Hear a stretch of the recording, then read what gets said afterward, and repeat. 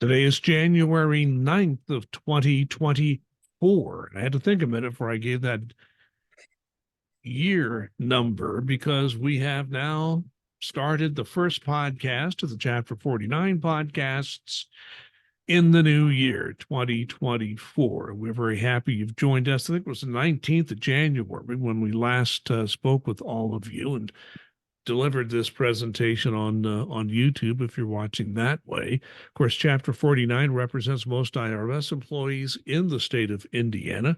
I'm Larry Lannan, a volunteer dealing with communications for Chapter 49, and we welcome back the man who spent a little more than 2 weeks on leave and is now back in the grind, our chapter president, Duncan Giles. So you got a small taste of what retirement might be like someday.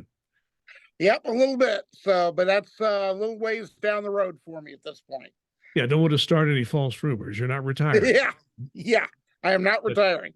No, you have promised. You got a 3-year term. You just started in October. You will definitely be here for that 3-year term. So you are committed to that.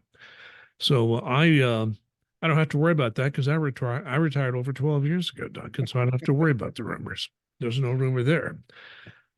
I just want to say one thing. We are recording this on the 9th of January, the night before a very important event happened. And Duncan, if you know anyone that might be a graduate or an alumnus of the University of Michigan, you probably heard from them today. Yeah.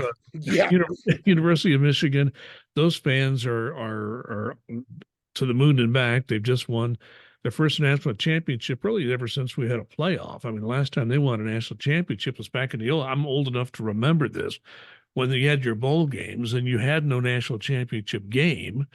The two wire services at the time, the Associated Press, which is still around, and United Press International, UPI, which is still around in a very small version, each had their own poll. UPI polled the press, and AP polled the coaches, or maybe it's the other way around. One had coaches, one had the press, and what always happened is they would vote as to who the top teams were and the number one team. And there were many years, Duncan, where they disputed each other. There were different number one teams.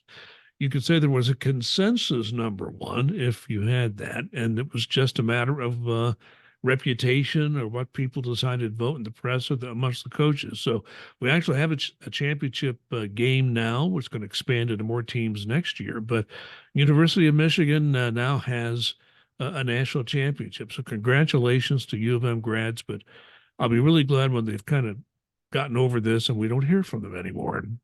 Yeah, when you answer your phone and hear "Hail to the victors," yeah, it's just one of those things. But yeah, Michigan, had some ups and downs during their season off the field, but on the field they were pretty powerful and showed why last night against a very good Washington team.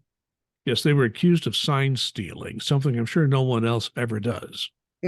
Yeah. Sorry. I mean, I'm not defending them. I'm just saying sign stealing is a well-known art form in all of sports. I can put it, and just ask Bill Belichick. He'll tell you that one. Okay, now that we finished our football discussion, let's get into our issues for this podcast. We've been away for a while, so we'll try to do a little catching up. But really, what we're going to talk about now is something very contemporary, I mean, very topical news-wise, because we're recording this on a Tuesday. On the previous Sunday, there was an announcement that the Congress had agreed with the president, and there's a budget deal. That's right, a budget deal. Now, what does that mean? It means, in general, that the agreement that was reached by previous Speaker McCarthy, President Biden, and the Senate leaders, that they're actually going to go by that. And the reason they're going to go by that is because the new speaker realizes that if he doesn't go by it, even worse things could happen for his caucus and what they want to get done, whether we agree with it or not. So he's kind of seeing the handwriting on the wall now that he's in office. Even though a lot of people in his own party are upset with him, he's trying to deal with reality as it is before him. So it's a budget deal. Now, there are two things I want to say about this budget deal. There's one journalist that I read a lot, Jake Sherman. He has Punchbowl News, a newsletter. saw him on TV just before we record this, and he basically said there was no way he could imagine, short of a miracle happening in the next few days, because we're at 10 days from now, the first deadline happens, not for IRS, but for a number of agencies to run out of money. IRS runs out February 2nd. But just to get that first deadline met and avoid even a partial government shutdown, he doesn't see how that could happen. Now, I read a very popular newsletter whose copyright is very important to them, so I won't quote them. But this one newsletter basically said, and just today, that they do not believe there will be a government shutdown.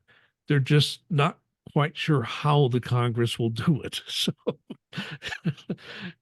this is a newsletter that's pretty accurate and tied in. And they're saying they don't think anybody wants a government shutdown, but they haven't seen the scenario by which it is avoided. So would like your thoughts, Duncan, on where this all stands now. Yeah, it's like you said, there's a framework. So, as everybody always hears, the devil's in the details, and it absolutely is in this case. Speaker Johnson has said that he will not do or entertain another continuing resolution. Well, that's going to put that time frame, an accelerated time frame. As you said, the January 19th deadline doesn't impact IRS, but it does impact other agencies that NTU represents. And I can tell you, those folks are nervous about a shutdown. And one of the things they came back to, and there was a lot of confusion. You and I had discussed this, a lot of confusion in the reporting about how they were going to impact the IRS. Well, because originally we heard they were going to take out another $10 billion that the IRS got from the Inflation Reduction Act, and actually it's just accelerating, taking the money out of all the money out of 24, instead of half of it in 24 and half of it in 25 that was agreed to previously. But could that change? Absolutely, because right now, as we said, we're just in a framework. So I think you're correct in reading the tea leaves and saying nobody wants a shutdown, but it's going to be really interesting to see how they can come out of that without having one, or at least a continuing resolution. Let me clarify one thing, if you would please, because there's a lot of confusion on this. And yes, you and I have talked about it, but the Inflation Reduction Act, the way that the debt limit fiasco was avoided was to take, I think, was it $20 billion out of the Inflation Reduction Act, which was originally $80 billion. Do I remember that right? Yep. Okay, so it was $80 billion originally, 20 was taken out. This budget framework deal, whatever you want to say about it, it's not taking any money away from that Inflation Reduction Act. It is changing the schedule on which it's going to be spent. So with that in mind, will that, as far as you know, impact any of the hiring plans or IT upgrades going on? From my understanding, no, it will not. They think they've got a plan in place. IRS leadership has a plan in place to be able to continue to do that. These are going to be funds that are going to be needed as we get further along. More continued hiring to staff up and continue to have retention. And then also the IT upgrades and system upgrades that we so desperately need to make things easier for employees and for taxpayers. So we will watch this carefully. Again, if you have not done so already, we would ask that you follow or like our Facebook page, which if you go to Facebook, just go to NTEU Chapter 49 Indiana, that exact phrase. Follow or like our page. It'll be on your newsfeed on Facebook, and we give you our most up-to-date updates, as up-to-date as I can get them, because I run that thing. I do the best I can to make sure that we have everything that you would need to know as soon as we know it. We'll put it out there as soon as we have credible information with what's going on. Let's move on and talk about something else. You were on the bargaining team for the 5-year national agreement. In the middle of that agreement, there's a midterm bargaining where each side can bring up 5 different articles. That is heading to crunch time. It's almost wrapping up, at least the regular bargaining, assuming that you don't have to bring in a third party or bring in some kind of third party decision on this, which you want to avoid at all costs. You never know what a third party is going to say. We have talked about in previous podcasts what the issues are. Since we've been away for a while, remind everyone what the issues are, what NTU is pushing for, what management is pushing for. So when we see the final agreement, we'll get an idea of where this all came from. Yeah, right now it is the third and final in-person bargaining session. And, we've got National President Doreen Greenwald there, Chief of Negotiations, Ken Moffitt, National Negotiator Jack Jarrett, and some very good chapter presidents, including, one of my partners in crime and a frequent guest on this podcast, Lori McCann, to make sure that employees' rights are being taken care of as best they can be. And, let's see what we can do to increase it. And what NTU is pushing for are two basic things. The first one is increase the percentage amount of salaries that go into the awards pool. And what this would do, it wouldn't change the formula. It's still going to be the top 55% of a particular pool and ties that would get awards, but it would increase the amount of the awards that are given. So we think that's a very important thing. We think the IRS has it in their budget to be able to do this, and we're pushing hard for that. The second thing that we are trying to do is on the telework mileage limits. We're trying to basically have those eliminated. So, right now you have to live within 200 miles of your post of duty. And we're trying to have that eliminated. Now, it'll still be on you to appear in the post of duty twice a pay period. That's just one of those OPM rules.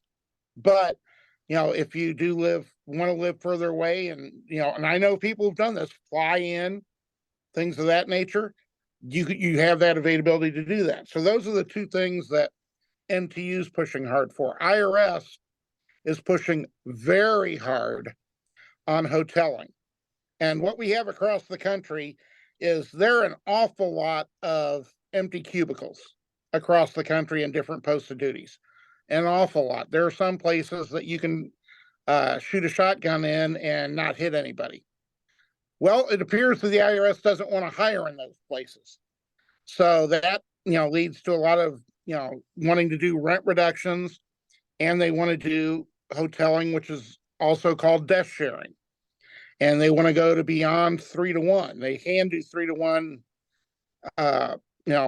right now, and they want to go, you have the ability to do beyond 3-to-1 without negotiating locally with the local chapters on the impact.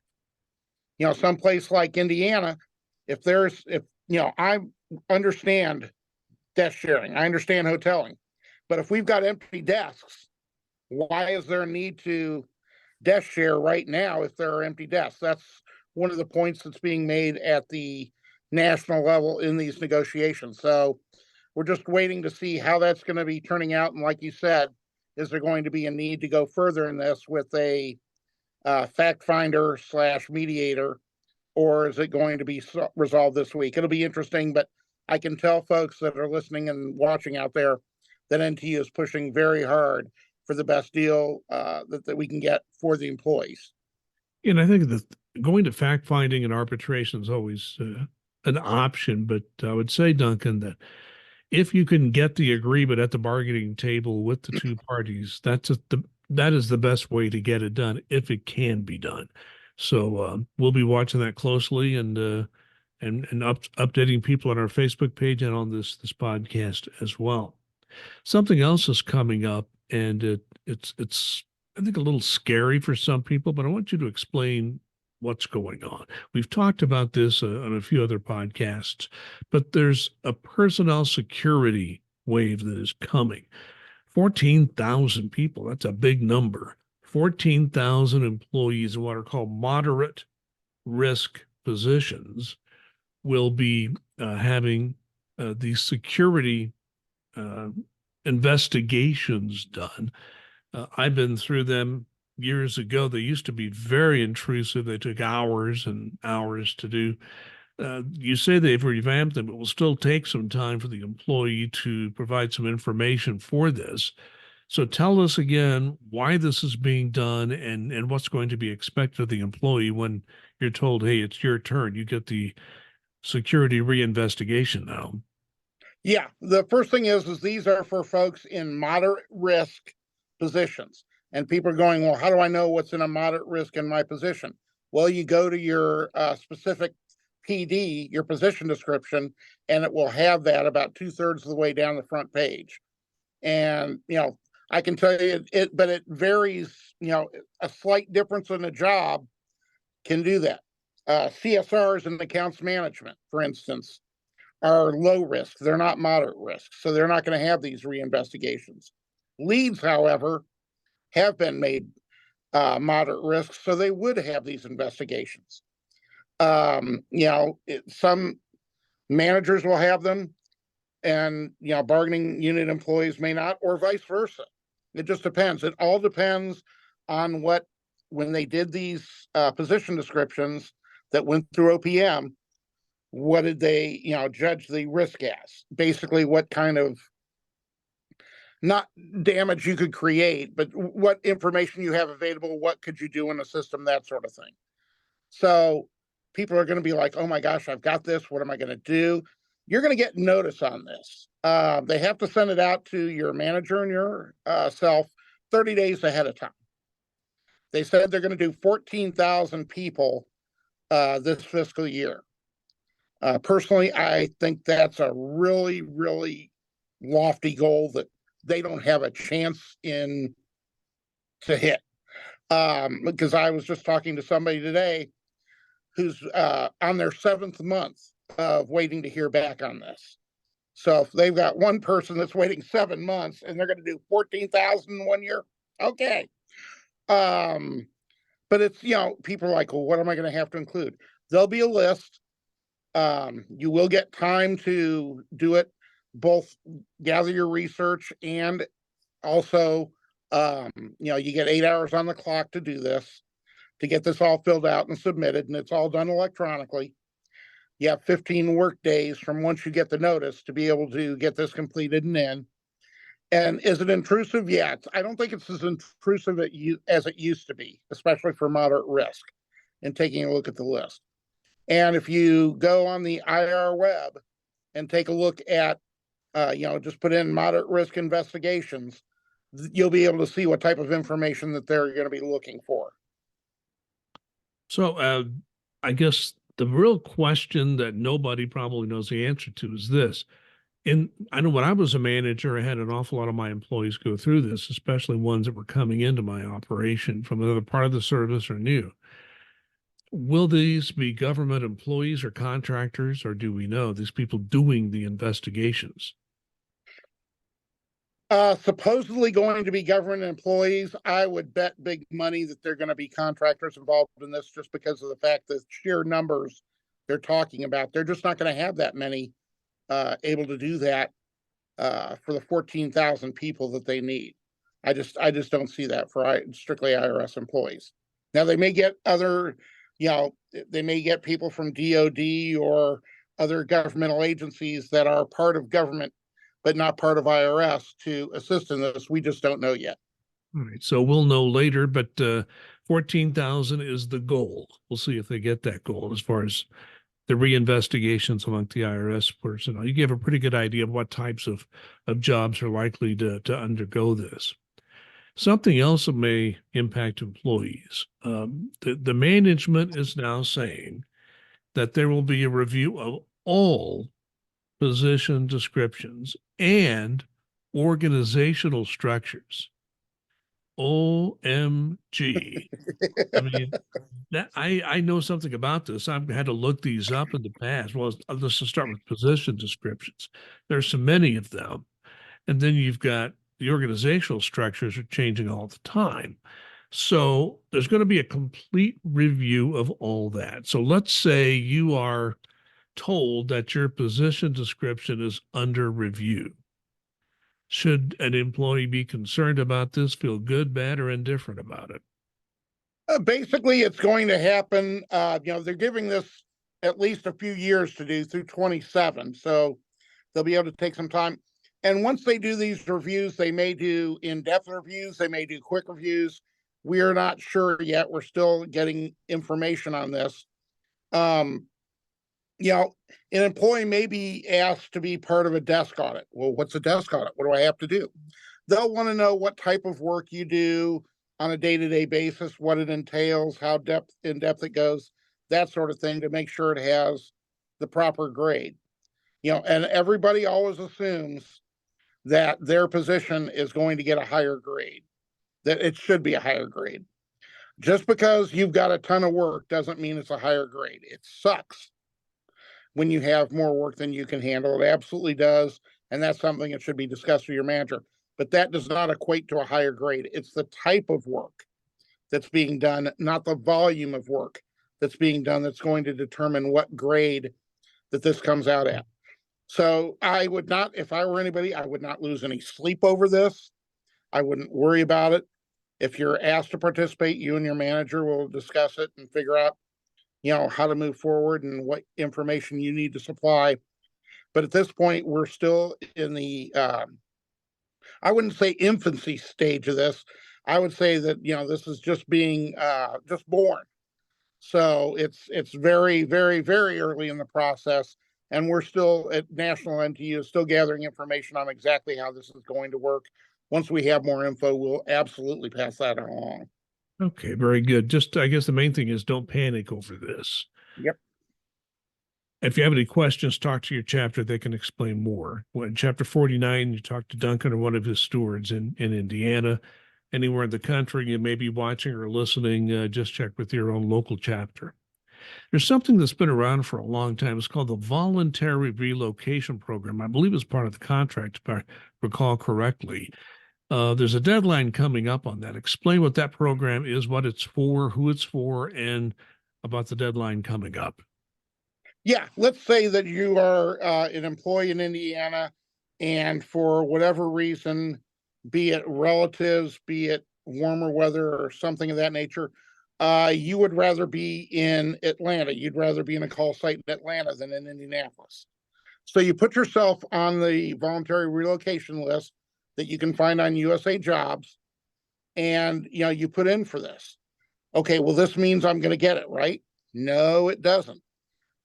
Because there are certain steps that have to be gone through. There has to be an announced vacancy for the position you're putting in for. So, there's this is almost like the first step in, I want to go there, but it doesn't mean you're going to go there through this process. As I always tell people, avail yourself of every opportunity. The voluntary relocation list is a great one. If you want to go to a position in a particular post of duty and they have a vacancy, by all means, keep your eye on USA Jobs and apply for that vacancy. That's the easiest one. If you have a hardship, your spouse has been transferred to Atlanta, so you want to get down there with her, also do the hardship process. So this is just one of the many options that we have to try and move folks where they want to be, in the best way possible. I was just thinking, Duncan, it is January. I mean, is there an IRS office in Key West? I don't know, but I think you and I'd be happy to go down there and investigate if there isn't one, to see, if there should be one there, a marathon. I think we should maybe get a detail and count the chickens in Key West. There was a recent meeting with SBSE, NTU officials, management, and union officials, a large number of them. And there were a number of issues raised. You shared that with me. I read that. It was quite an interesting document. Wouldn't have time to go through everything in there today on this podcast. But one major theme I found in that, which deals with revenue officers, revenue agents, tax compliance officers, some other occupations within those general areas of work, is that there always seem to be inventory problems. People just don't have a reasonable amount of inventory to get their work done. And it's particularly true of people in OJI as on-the-job instructor assignments. I think mostly in collection, where nobody would sign up for OJI because you were expected to work your inventory and be an OJI, an almost impossible time management scenario for you. I would like your perspective on this as far as NTE's push to get reasonable inventories and the way the management has been responding to that. Yeah. And one of the things that we've been hearing, especially for this fiscal year, is there's going to be a lot of enforcement hiring, a lot of revenue officers, revenue agents, TCOs, et cetera, across the board, and they're going to need to be trained. And if you have an inventory that you have to concentrate on, that's very, all of our inventory is time sensitive, you don't really have the ability to give these folks the training and mentoring on the job that they need. So collection has stepped up first, and I'm very thankful that they've agreed to do this. Is they are taking the inventory from on-the-job instructors while they're doing this, so that they can, 100% be doing the job of trying to help these new folks. Not only do I think it's a great thing for the employees through the OJIs, I think it'll truly help retention of these field folks who, may feel lost over the last couple of years because they're not getting the information and attention perhaps they need because the OJIs are spread too thin.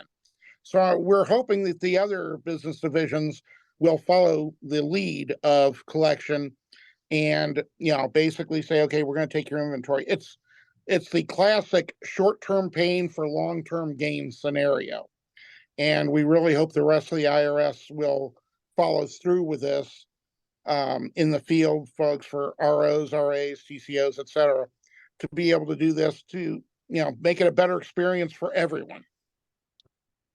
So, Duncan, you did something recently. You read your earnings and leave statement, something everyone should always do. When you checked yours, you found something very interesting. What did you find? Yeah, my check was different. My check, I don't have overtime. I'm, very steady. So my deposit should always be the same. Well, my deposit was higher than it should have been. So I went into my earnings and leave statement, took a look, and lo and behold, they had decided to not take out any of my state or county taxes. And it's not where I'm at a limit or anything like that where they have to stop. It just basically stopped. I have extra money taken out of my state taxes to make sure that I don't owe at the end of the year. That still remained. So, I did exactly what you're supposed to do. Came in, went on IR Works, did up a ticket, got a response back the next day basically saying, well, there are sometimes policy adjustments that happen with taxes and, I'll look into it and get back to you. The day following that, the person said, well, something happened with NFC. We're not sure what, and they take forever to respond. So, we'll work into this and look into it. So once I came back, yesterday, I was able to add to my ticket and basically say, oh yeah, for the last two pay periods, they didn't take it out either. So it's very important, make sure you know what you're being deposited. And if you have overtime or you maybe have some leave without pay for whatever reason, and your checks are, different amounts, always check your leave and earnings statement.